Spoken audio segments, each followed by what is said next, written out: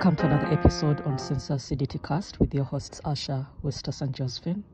This week we are looking at the work of the MRes Lab of Bioelectronics at the University of Cambridge, particularly to how they are researching solutions to tackle the global burden of neurological disorders. Researchers at the MRes Lab of Bioelectronics are pioneering work here at Cambridge, and they focus on developing a variety of implants to tackle conditions including epilepsy, Alzheimer's, and Parkinson's. In this episode, we'll speak to Dr. Scott Keane, who has been looking at the characterization of these devices developed in the laboratory. Yeah, so a lot of the signals in the body that are markers for disease or can come as electrical signals or chemical signals. And so a lot of our work is figuring out how to better measure those signals, both by recording the electrical signals from the body or brain tissue, or by converting the chemical signals to electrical signals that we can read out, again, with these bioelectronic devices. Yeah, so there's currently sets of devices called electrochemical transistors, which are used to amplify electronic signals in the brain.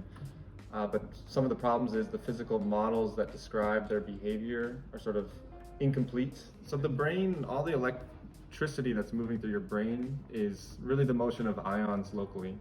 And so by detecting that ionic motion and converting it to an electronic signal, that's how sort of these sensors work. With these materials that are used for bioelectronic devices, when ions move through them, they change the color locally of the material. And so by measuring the color change through the material as a function of space, I can watch ions move in and out. And so by tuning the geometry of the experiment, I can determine how fast ions move and how easily they couple to electrons in these materials. The MRes Group is a large research laboratory with many different projects in the field of neuroengineering. As well as designing probes and sensors for recording electrochemical signals, they work to build systems for active neurological stimulation and drug delivery. In this way, the hope is that devices may be developed to not only diagnose but to treat neurological conditions.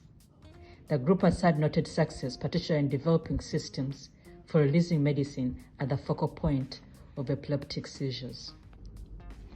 During our interactions with the members of the lab and with our guest speaker, we got to understand that the brain and the human nervous system are highly complex and much is still unknown. However, the members of the Bioelectronic Laboratory are determined to understand the underlying principles of interfacing electronics with living systems, and with this understanding, design better tools for healthcare, tackling the global burden of neurological disorders.